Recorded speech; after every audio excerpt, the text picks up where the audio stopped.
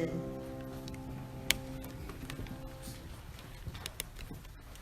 The gospel for today is from Acts 17, verses 16 to 33. While Paul was waiting for them in Athens, he was deeply distressed to see that his city was full of idols. So he had argued in the synagogue with the Jews and the devout persons, and also in the marketplace every day with those who happened to be there. Also some Epicurean and Stoic philosophers debated with him. Some said, "What does this babbler want to say?" Others said, "He seems to be a proclaimer of foreign divinities." This was because he was telling the good news about Jesus and the resurrection. So they took him and brought him to Areopagus and asked him, "May we know what this new teaching is that you are presenting? It sounds rather strange to us, so we would like to know what it means." Now all the Athenians and the foreigners living there would spend their time in nothing but telling or hearing of something new. Then Paul stood in front of the Areopagus and said, "Athenians, I see how extremely religious you are in every way. For as I went through the city and looked carefully at the objects of your worship, I found that among them an altar with the inscription, 'To an unknown God.' What therefore you worship as unknown, this I proclaim to you. The God who made the world and everything in it, he who is Lord of heaven and earth, does not live in shrines made by human hands, nor is he served by human hands as though he needed anything, since he himself gives all mortals life and breath and all things. From one ancestor he made all nations to inhabit the whole earth, and he allotted the times of their existence and the boundaries of the places where they would live, so that they would search for God and perhaps grope for him and find him, though indeed he is not far from each one of us. For in him we live and move and have our being, as even some of our own poets have said, for we too are his offspring. Since we are God's offspring, we ought not to think that the deity is like gold or silver or stone, an image formed by the art and imagination of mortals. While God has overlooked the times of human ignorance, now he commands all people everywhere to repent, because he has fixed a day on which he will have the world judged in righteousness by a man whom he appointed, and of this he has given assurance to all by raising him from the dead. When they heard of the resurrection of the dead, some scoffed, but others said, "We will hear you again about this." At that point, Paul left them. This is the word of the Lord. Thanks be to God. Thank you, Carol. We pick up our story today with Paul being alone in Athens. And we wonder, why is he alone? Where did Silas go? Where did Timothy go? Where did his crew go? Well, after Paul and Silas and their traveling companions left Philippi, our story from last week, they went to a town called Thessalonica. And things didn't go so well there. I have the map. This time I have the map. And I even have this little cool dot right here. So last week we were up in Philippi, which is right there, and Thessalonica is right there. So they're deep in Roman territory. They are out of their culture. They're in Greek Roman culture now. And things didn't go well in Thessalonica. And so they moved on to the next town called Berea. And some people from Thessalonica heard that Paul and his crew were in Berea, and so they went to Berea and caused problems for him again. So the believers in Berea sent Paul to Athens, but they kept Silas and Timothy with them. So Paul was alone in Athens and waiting for the rest of his people to get there. And while he was there, he walked around the city and he was looking at what was happening. And Athens was symbolized as kind of a high culture town or city. And it was considered maybe a university town. It was a town filled with statues of Greek and Roman gods. And this is where the intellectual ideas were considered and debated. And if you were a philosopher, that was a place to be. It says in the first several verses that while Paul was waiting for them in Athens, that he was deeply distressed by this city full of idols. And so he argued in the synagogues with the Jews and the devout persons, and he also went to the marketplace every day with those who happened to be there. And also some Epicurean and Stoic philosophers debated him.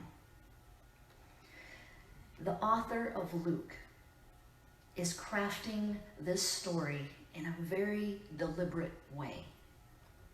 The author uses the word argued in the marketplaces, which would trigger the memory the memory of Socrates and how he did the same thing. He walked through the town and he debated with people in the marketplaces. And he would engage with ordinary citizens with philosophical ideas. This is what the author says that Paul was doing. And when the author wants its readers, the author really wanted his readers to equate Paul with Socrates. There were Epicurean and Stoic philosophers present. And I have to be honest, I had no idea what Epicurean and Stoic philosophers were or what they believed, so I had to look it up. Epicurean believed that human life exists by chance. Their goal was to live a moderately pleasurable life to attain that inner peace, and doing everything that you can to live in freedom by avoiding fear and avoiding pain. And religion was not really the goal of life. Epicureans hated that people would sacrifice to the gods. They did not like idolatry. And they were sometimes kind of emotional and thought it was ridiculous to sacrifice to an impersonal deity that could not produce happiness. Now, Stoics were very different. Stoics were extreme rationalists. They analyzed and they observed. They reasoned everything out. They sought to live in harmony with the universe, in harmony with God, and their belief that God is in all and that God is everywhere. The phrase, "we live and move and have our being," that we find in these verses is actually a Greek poem. And knowing who Paul was trying to talk to, it doesn't seem surprising that Paul doesn't have the respect of many people gathered there. It says, some say that he was a babbler. They called him a babbler. And the Greek word, translated into babbler, is a word which translates as seed picker. A seed picker. And you give the visual of a bird picking seeds off of the ground. And this term is used to describe somebody who is picking up scraps of knowledge and passing them off as their own. They're accusing Paul of plagiarizing from other philosophers. And it says, if we can get the slide to change here, there we go. So they took him and brought him to the Areopagus. Areopagus. I have a hard time saying that word. It's like hippopotamus. Areopagus. Yeah, I can't say that word. And asked him, "May we know what this new teaching is that you are presenting? It sounds rather strange to us, so we would like to know what it means." Now, all the Athenians and the foreigners living there would spend their time in nothing but telling and hearing new ideas. And I find this interesting. They took him. And when we're reading it in English, it sounds kind of like an invite. You know, we'll take you over here. Let's go up here. I'll take you up here. But it wasn't. It was more about making him go. It was as if he was being arrested, but not legally arrested. They made him go to the Areopagus, and which was an Areopagus is a high point of the city. I actually have some pictures. That is actually the one in Athens, where historically they say that was Paul, was where they took him. It's also called Mars Hill, and this is the second picture of it.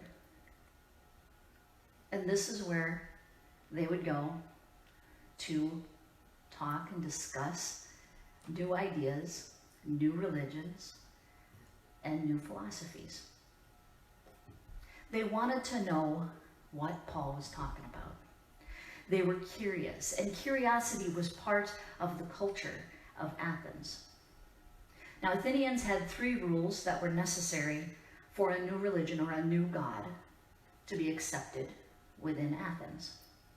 Rule number 1 was that there was a sponsor must claim to represent this deity. Rule number 2, they must provide evidence that this deity is eager to reside in Athens. And 3, the deity residence in Athens must benefit the Athenians in some way. So Paul, being forced to the top of Mars Hill to speak more about this new idea that he has, this babbler, this seed picker, that most of them think that is plagiarized, and they say, speak to us about this. And so he did. Paul knew scholarly Athenians highly valued the capacity to make careful observations. Paul's first words communicated that he was a skilled scholar. He was observant. He was a seer. He was a rational thinker about Athens, about gods, and about philosophy and religion. And he begins his speech by saying, Athenians, I see how extremely religious you are in every single way. I went through your city. I looked carefully. I observed at the objects of your worship, and I found among them an altar with the inscription, to an unknown God. What therefore you worship as unknown, this I proclaim to you today. This meets requirement number 1. A sponsor must claim to represent the deity. Paul was it. Paul has started several speeches in Acts, and in all of them, he usually starts by telling the history of Israel, and then about his revelation of Jesus Christ. This story that he tells is different because his audience is different. He's not speaking to a Jewish audience. He's speaking to a Roman and Greek audience, and he needed a different approach to it. And being a Roman citizen, educated, and could obviously speak well, started his speech by proving he was not a babbler or a seed picker, but in these opening words, he proved himself to be a competent scholar, one who had something original worth saying and worth listening to.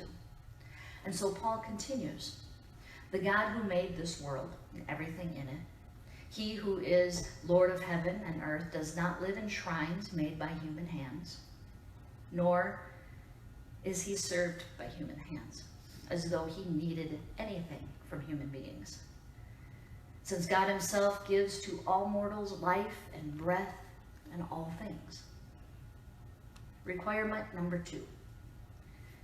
He kind of blew that one out of the water by simply saying, Why would God, who created everything, need anything that you make as a human being? And went against rule number 2 and rationalized that if God is the creator, then why would he need created things? And then he adds, for we too are his offspring. We're his offspring.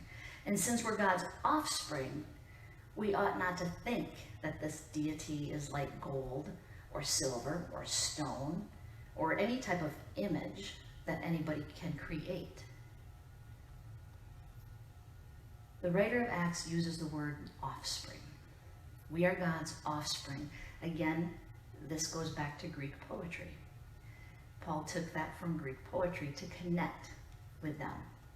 And Paul makes it clear, a benefit for all people, not just Athenians, that God is near, that God is not far away, that God is everywhere, and that God benefits not only Athenians, but everybody.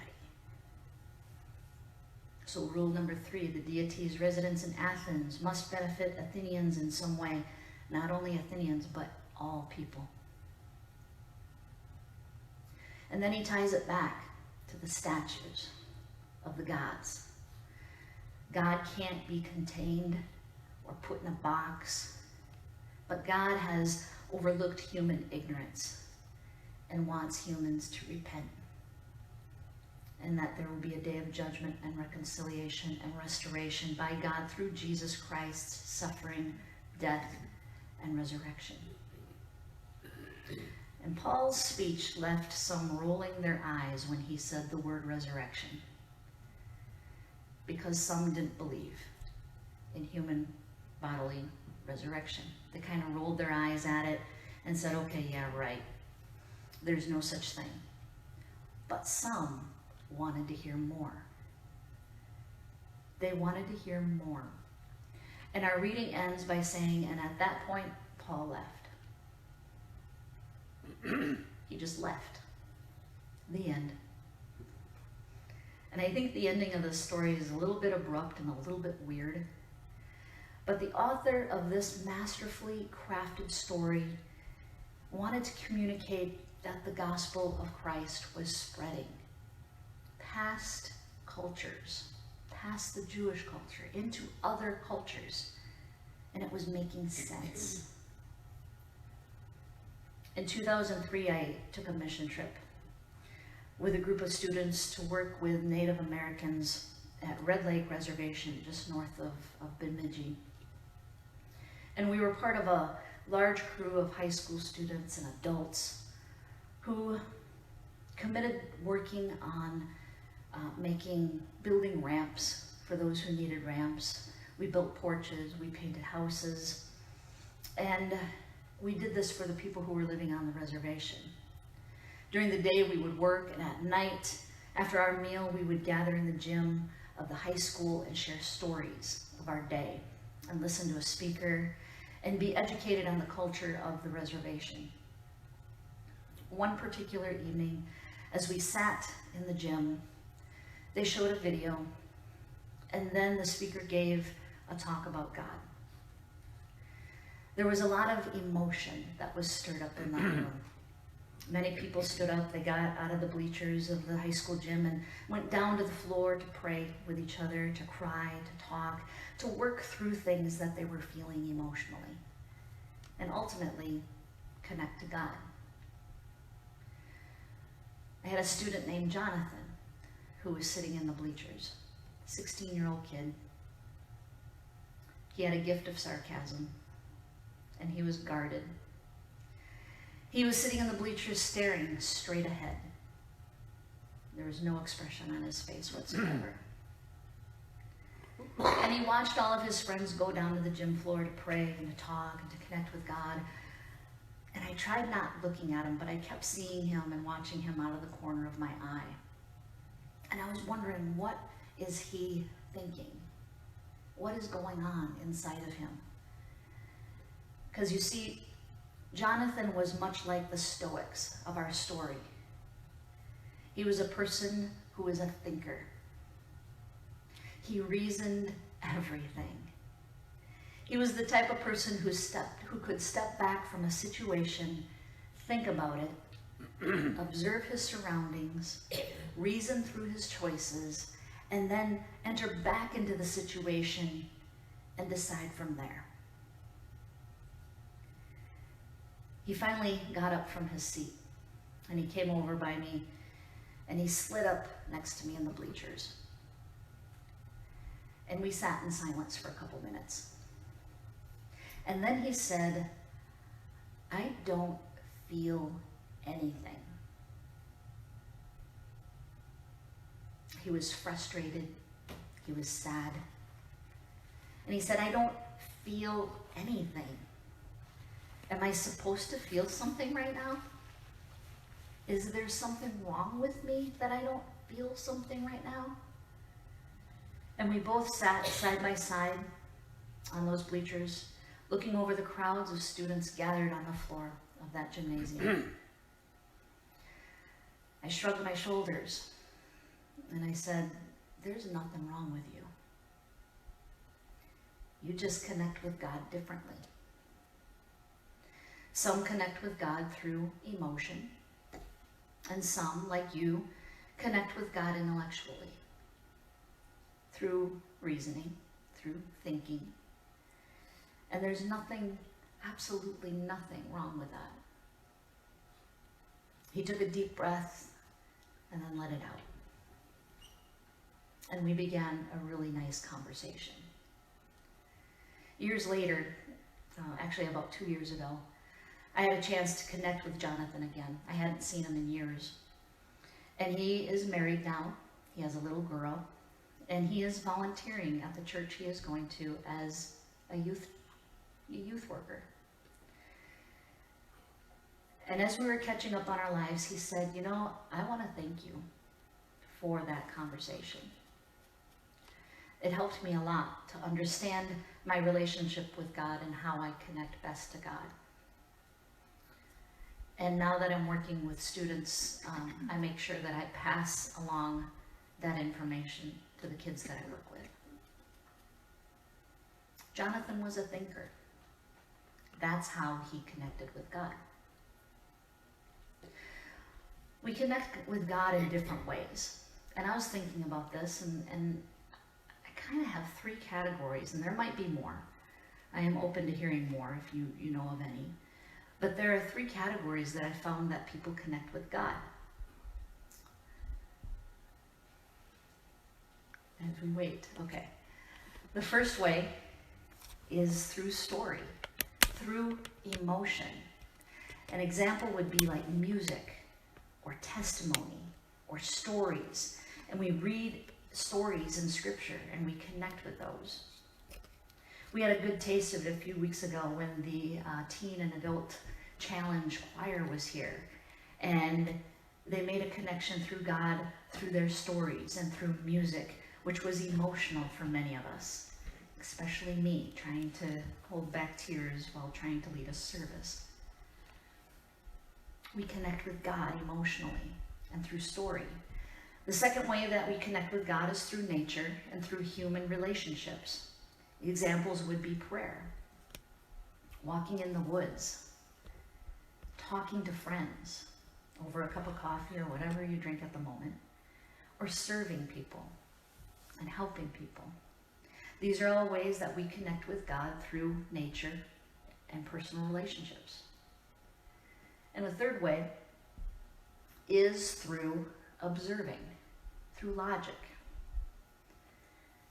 Some of us have the ability, like Jonathan, to be a thinker.